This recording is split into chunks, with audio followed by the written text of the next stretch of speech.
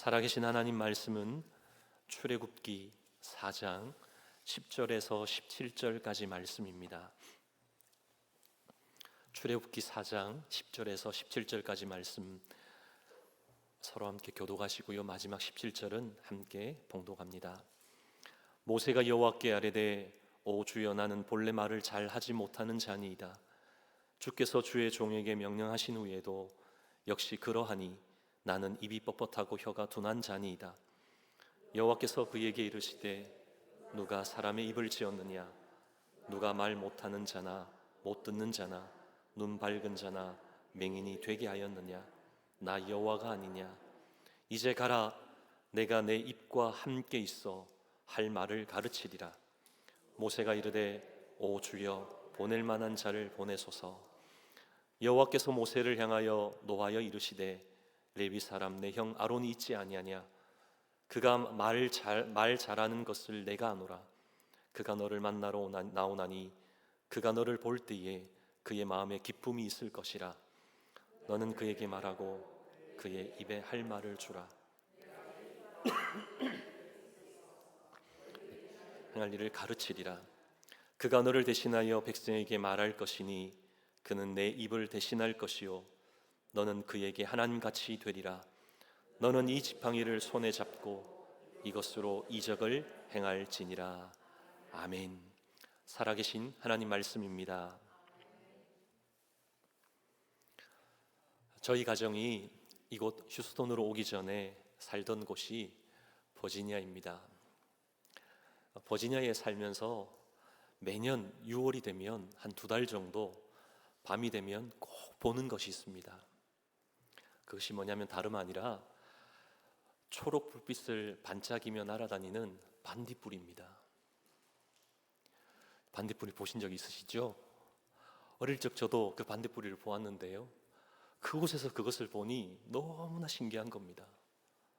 너무나 아름답더라고요. 그런데 이 반딧불이가 살아감에 있어서도 필요한 환경, 조건이 있다는 겁니다. 그 필수적인 조건이 5가지라는 겁니다. 그 이상이어야 한다는 것이죠. 오염되지 않는 공기와 물, 풍부한 유기물과 다슬기, 물달팽이 등의 먹이, 무성한 수초와 화씨 59도에서 77도의 그런 온도, 적당한 그늘, 습기, 원활한 산소 공급에 필요한 흐르는 물, 마지막으로는 급격한 온수 변화를 막기 위한 적당한 수심. 이와 같은 조건들이 갖춰져야지만 반딧불이가 서식할 수 있다는 겁니다. 이게 무슨 말입니까? 환경이 참 중요하다는 것이죠. 환경에 많은 영향을 받는다는 겁니다. 어디 반딧불이만 그렇겠습니까? 환경은 모든 생명체에 중요한 영향을 미칩니다. 사람도 먹고 마시는 물과 음식, 그리고 공기의 질에 따라서 건강에 치명적인 그런 영향을 끼치기도 하죠. 그뿐만이 아니라 우리의 영혼도 영적인 환경이 너무나 중요합니다. 이 영적인 환경에 영향을 받는다는 것이죠. 아무리 믿음이 좋은 사람도 영적인 환경이 나쁘면 영향을 받게 되어 있습니다. 그러기에 어떻게 하든지 간에 우리 주변의 그 영적인 환경이 좋아지도록 그렇게 꾸며나가야 한다는 것이죠. 좋은 환경이 될 수 있도록 그 환경을 위해, 영적인 환경을 위해 힘쓰는 저와 여러분 되기를 간절히 소망합니다.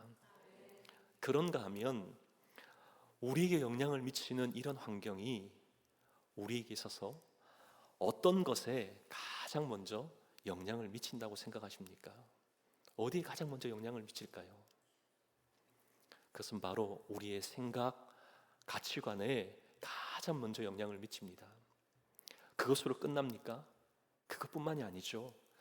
영향받은 우리의 생각과 가치관이 행동의 변화를 일으키고 더 나아가서 그것이 삶의 틀이 된다는 겁니다. 이 삶의 틀을 다른 말로 하면 우리의 근성이 되는 것이죠. 그런데 이러한 근성이 우리에게 있어서 긍정적으로 나타난가 하면 한편으로는 부정적으로도 나타난다는 겁니다.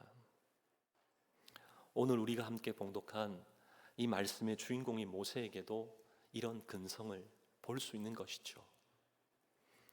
그런데 모세에게 있는 그런 이 근성은 긍정적인 근성이기보다는 대부분 부정적인 그 근성의 모습을 보게 됩니다. 하나님이 모세를 80세에 호렙산에서 부르셨죠. 그 말씀이 출애굽기 3장에 나옵니다. 이 출애굽기 3장을 통해서 하나님은 모세를 쓰시겠다고 또 그에게 사명을 맡기시죠. 근데 그에 대한 반응은 모세가 어떻게 반응합니까? 출애굽기 3장 11절을 보면 우리 함께 말씀을 봉독합니다. 시작. 모세가 하나님께 아뢰되 내가 누구이기에 바로에게 가며 이스라엘 자손을 애굽에서 인도하여 내리이까. 아멘. 내가 누구이기에 바로에게 가며, 그냥 이 말씀만 딱 보면 모세가 참 겸손하다. 하나님 앞에 자기를 저렇게처럼 낮추는구나, 그렇게 생각이 듭니다. 근데 계속 말씀 읽어보면 어떤가요? 출애굽기 4장 1절 말씀을 보겠습니다. 갈 수 없다라고 해도 그래도 가라고 하시는 그 하나님께 모세가 하는 그런 대답이죠. 함께 봉독합니다. 모세가 대답하여 이르되 그러나 그들이 나를 믿지 아니하며 내 말을 듣지 아니하고 이르기를 여호와께서 내게 나타나지 아니하셨다 하리이다. 아멘. 무슨 말입니까?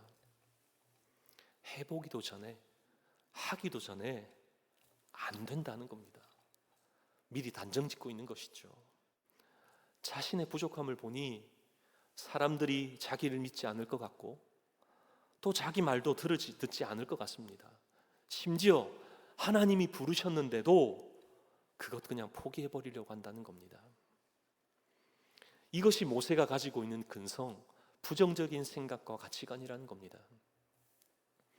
여러분, 실제로 이스라엘 백성들이 모세에게 따르지 않겠다라고, 믿지 못하겠다라고 그렇게 이야기했습니까? 그렇게 말한 적 없습니다. 그런데도 모세 스스로는 나는 아니야. 이 부정적인 근성이 모세의 삶에 자리 잡고 있었다는 것이죠. 그런데도 우리 하나님은 모세를 다시금 일으켜 세우시고요, 힘 주시면서 너를 사용하시겠다라고. 그렇게 하실 때 모세가 이번에는 뭐라고 대답하는 줄 아십니까?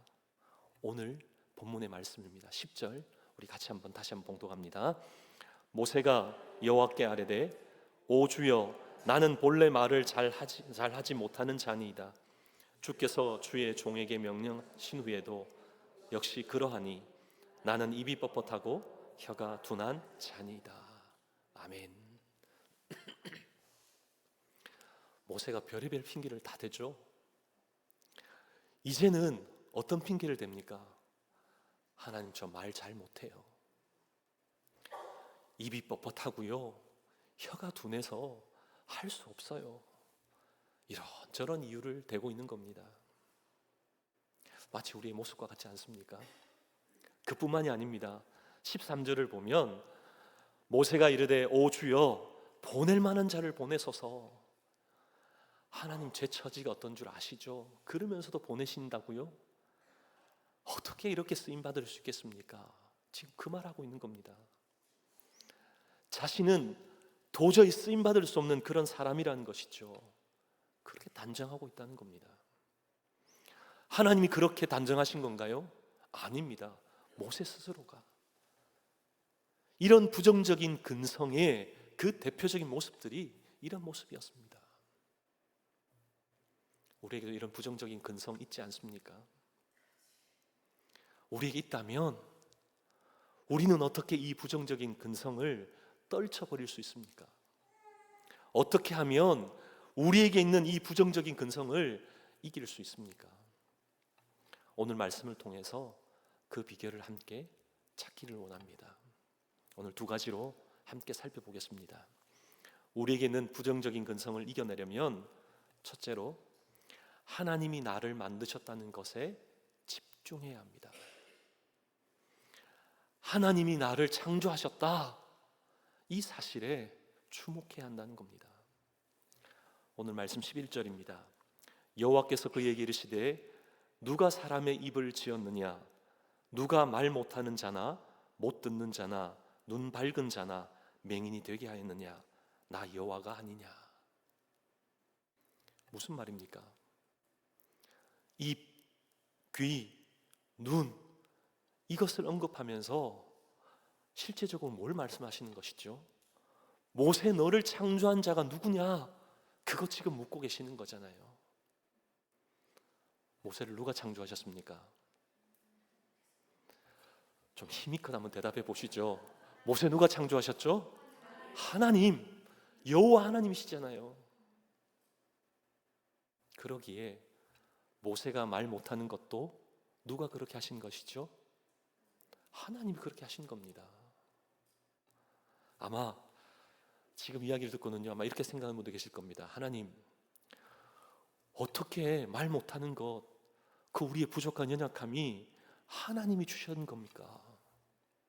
그건 아니지 않습니까? 그래 막 따지는 분도 있을 겁니다.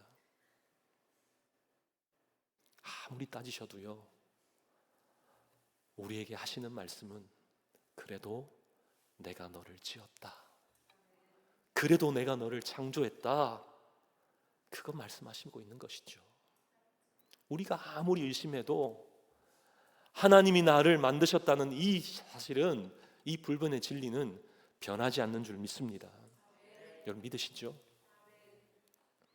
그러면 왜 우리 하나님이 이렇게 만드셨습니까? 왜 이렇게 하신 것이죠? 그것은 있는 모습 그대로인 우리를 사용하기를 원하시기 때문입니다. 우리에게 연약함이 있어도 그 모습 그대로를 사용하기를 원하신다는 것이죠. 그러기에 우리는 하나님이 우리를 부르시면 있는 그대로 나가시면 되는 겁니다. 하나님 부르시면, 하나님 너를 쓰시겠다면, 주님 부족하지만 쓰십시오. 하나님 왜 저를 하필이면, 아니에요, 손살에 칠 필요 전혀 없습니다. 부족해도 쓰시고자 한다면 마음껏 쓰십시오. 이런 반응이어야 한다는 것이죠. 그런데 우리의 실제의 모습은 어떻습니까? 자꾸만 우리 하나님이 말씀하시고 그렇다라고 하시는 그것에 반응하기보다는요, 마귀의 속삭임에 쉽게 넘어가지는 않습니까?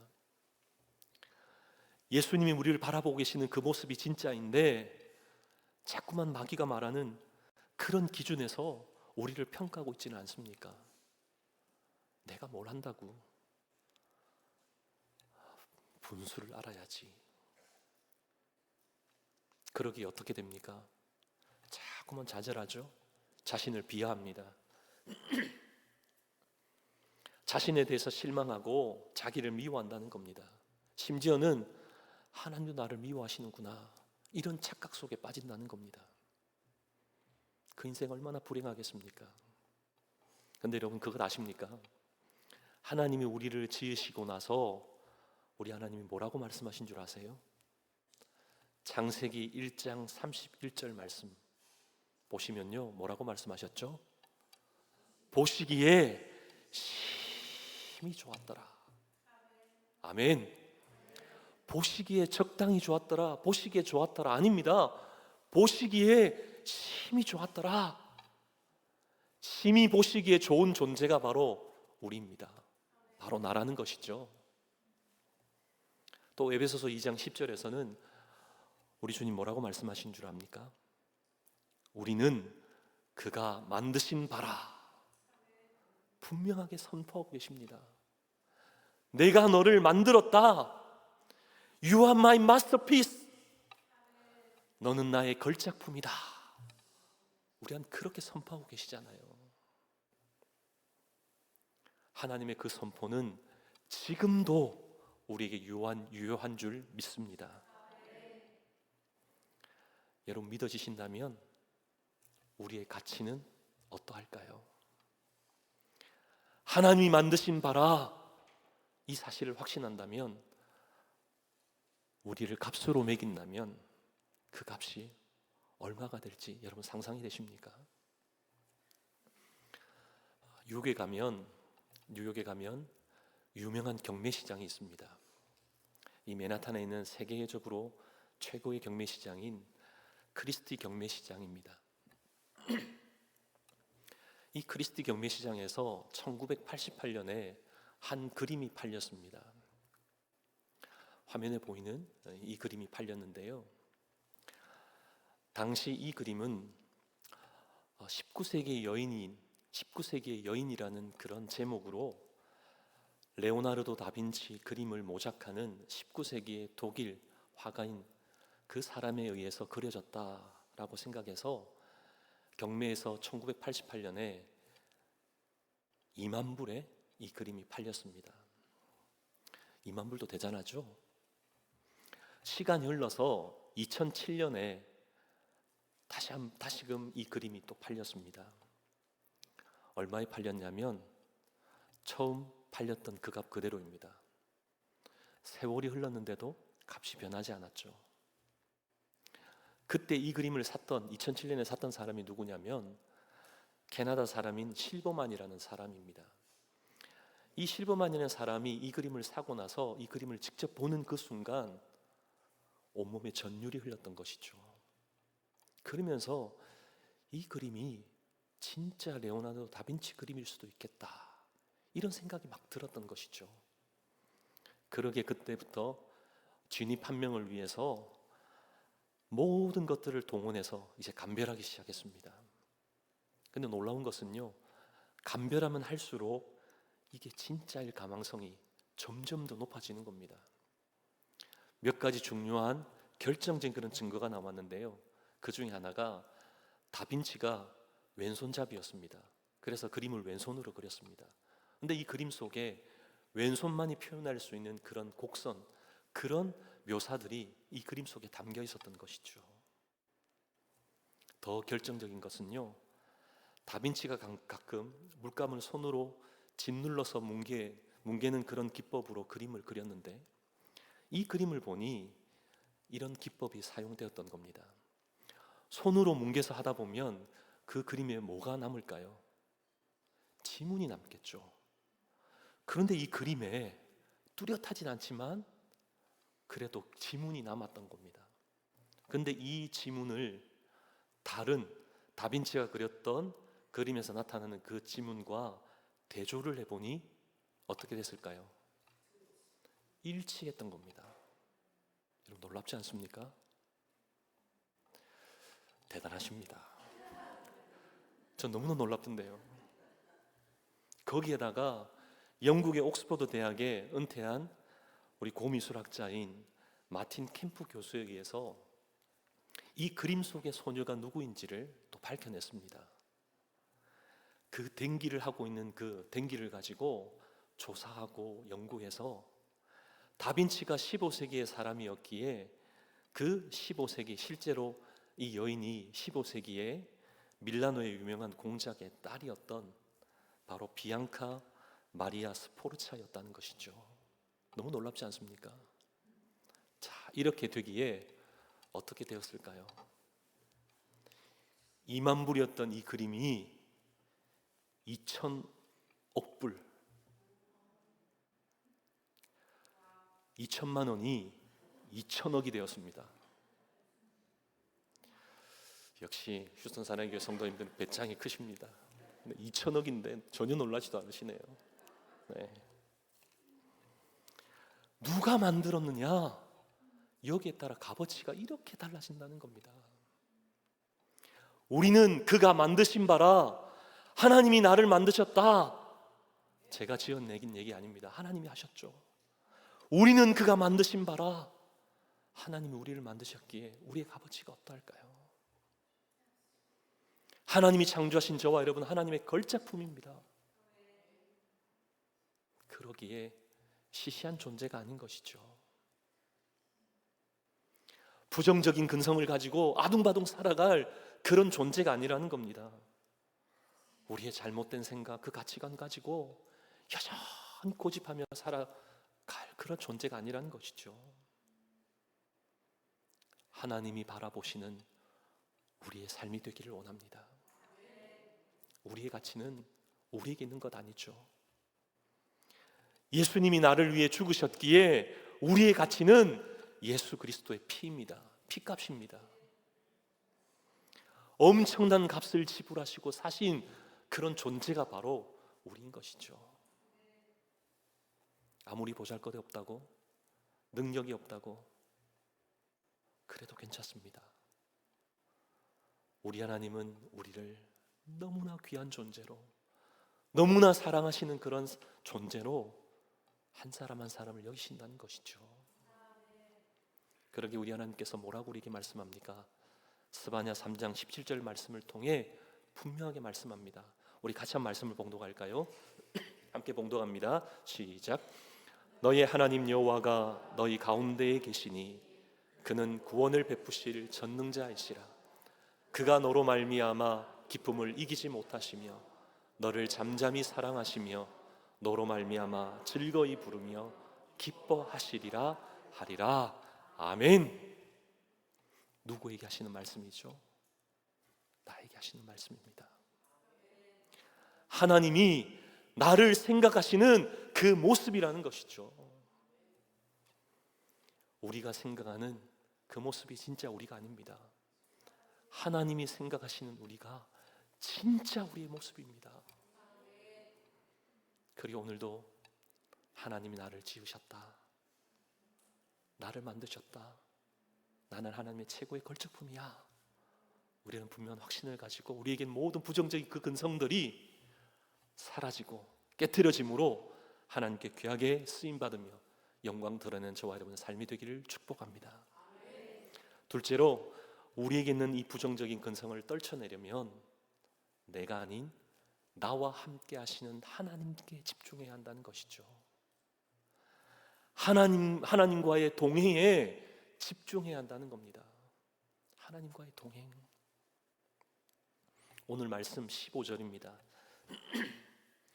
너는 그에게 말하고 그의 입에 할 말을 주라. 내가 네 입과 그의 입에 함께 있어 너희들이 행할 길을 가르치리라. 아멘. 무슨 말씀입니까? 한마디로 말하면 내가 너와 함께 하겠다는 거잖아요. 하나님이 함께 하시겠다는 거잖아요. 이게 우리 하나님 일하시는 방법, 방식이라는 것이죠.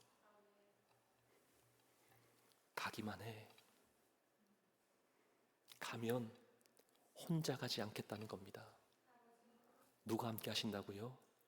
하나님이, 우리 아버지신 하나님이 함께 하시겠다는 겁니다.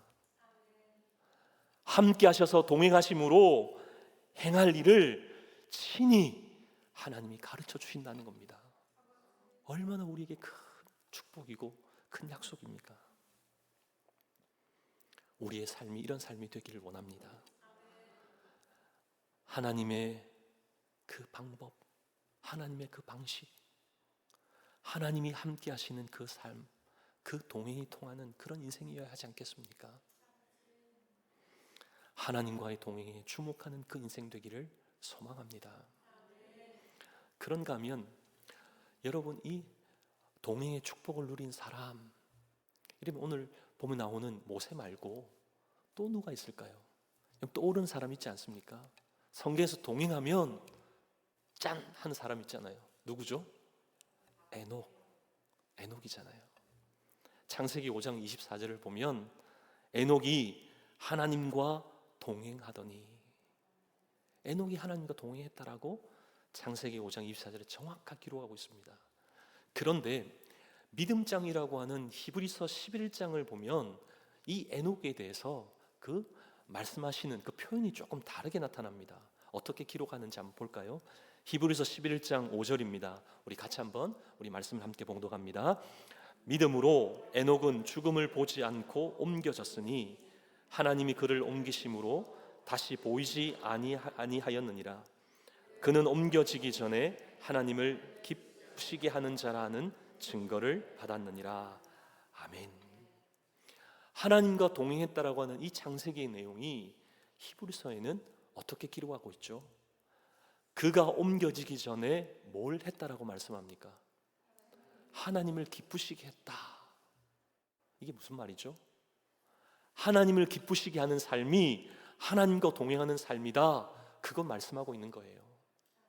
동행이 하나님의 기쁨이다. 바로 이거예요. 그뿐만이 아니라 이 말씀 속에는 하나님을 기쁘시게 하였다. 이 말 안에는 에녹도 하나님과 동행하면서 하나님으로 인해 기뻐하며 즐거워하는 삶을 그렇게 살았다. 이 의미도 같이 내포되어져 있다는 겁니다. 그리고 우리의 신앙 고백서인 소율의 문답 제1문을 보면 그 질문이 무엇인가요? 사람의 제일 되는 목적이 무엇입니까? 그 답이 뭐죠? 하나님을 영화롭게 하는 것과 영원토록 그를 즐거워하는 것이다. 아멘. 즐거워하는 것, 이게 영어로는 enjoy잖아요. 하나님을 기쁘게 하는 것과 하나님을 enjoy하는 것 같은 의미입니다. 이 enjoy라는 단어를 들으니 여러분 어떤 게 떠오릅니까? 보통 우리 한국 문화에서는 세상에서 즐기는 그런 개념이 enjoy한다라는 개념으로 많이 남아있더라고요. 그러다 보니 우리는 하나님보다 세상에서 더 enjoy하는 것으로 받아들이기가 십상인 것이죠. 우리가 돈을 enjoy하고요, 우리의 여가를 enjoy하고, 또 우리의 눈이 즐거운 것, 드라마를 보면서 enjoy를 한다는 겁니다. 골프를 좋아하시는 분은 골프로서 enjoy하고, 스키를 좋아하시는 분들은 또 스키를 타면서, 볼링을 좋아하시면 볼링 치면서 그렇게 enjoy하는 것이죠. 그런데 정작 우리가 enjoy하고 즐거워해야 할 하나님과 즐거워하지 못하고 있다는 것이죠. 하나님과 enjoy하지 못한다는 겁니다. 왜 그런가요? 왜냐하면 우리의 생각 속에서는 하나님과 동행하는 그 삶이 굉장히 외롭고 고독하고 즐거움도 없고 그냥 광야길을 걸어가는 그런 삶처럼 생각하기 때문이라는 겁니다. 여러분, 정말 그런 삶일까요? 정말 하나님과의 동행이 무미건조하고 외롭고 고독한 그런 길일까요? 황량한 사망길을 그냥 아무런 재미도 없이 터벅터벅 걸어가고 있는 그런 삶이 하나님과의 동행일까요? 전혀 그렇지 않다는 겁니다. 하나님과의 동행은 하나님 사랑 안에서 하나님을 엔조이하는 것이죠. 하나님과 즐거워하는 겁니다. 하나님 때문에 우리가 이루 말할 수 없는 기쁨을 누리는 것이 바로 하나님과의 동행이라는 것이죠. 그러기에 하나님과의 그 동행에 집중하면 누구도 맛보지 못하는 그런 기쁨을, 희열을 맛보게 하시는 줄 믿습니다. 누구도 경험하지 못했던 하나님의 그 따스함, 그 포근함, 하나님이 우리를 감싸 안아주시는 그 위로를 체험하게 될 줄로 믿습니다. 또 하나님이 나와 함께 하신다라고 하는 그 사실에 집중하면 주의 음성을 들으며 걷는 그 은혜를 누리게 하시는 것이죠. 우리 주님과 함께 그 길을 거니는 그 길, 얼마나 우리에게 값진 길일까요? 걸으면서, 주님과 함께 손을 잡고 걸으면서, 너는 내 사랑하는 아들이야, 너는 내 사랑하는 딸이야, 내가 너를 만들었지, 내가 세상 끝날까지 너와 함께 한다는 것 알지? 어찌하여 낙망하고 어찌하여 불안하느냐? 세상 바라보지 말고 너는 나만 바라봐. 우리 하나님의 그 음성, 우리 주님께서 우리에게 들려주시는 그 음성을 들을 수만 있다면 그 길이 얼마나 가슴 벅찬 그 길이 되겠습니까? 이보다 더 기쁘고 즐거운 그런 동행은 없는 줄 믿습니다. 하나님과의 동행에 집중할 때 이런 축복을 받아 누리는 것이죠. 사랑하는 저와 여러분, 오늘 하나님께서 우리에게 오늘 이 출애굽기 말씀을 통해서 무엇을 말씀하고 계시는 걸까요? 한 단어 요약하면 너 자신 말고 나만 바라봐. 우리 자신이 아니라 하나님만 바라보라고 그렇게 우리에게 말씀하고 있는 겁니다. 왜 그렇죠? 자꾸만 우리가 우리를 바라보니 거기에는 부정적인 근성이 자꾸만 솟아나는 겁니다. 우리 자신을 바라보면 볼수록 부정적인 근성이 그냥 막 일어난다는 겁니다.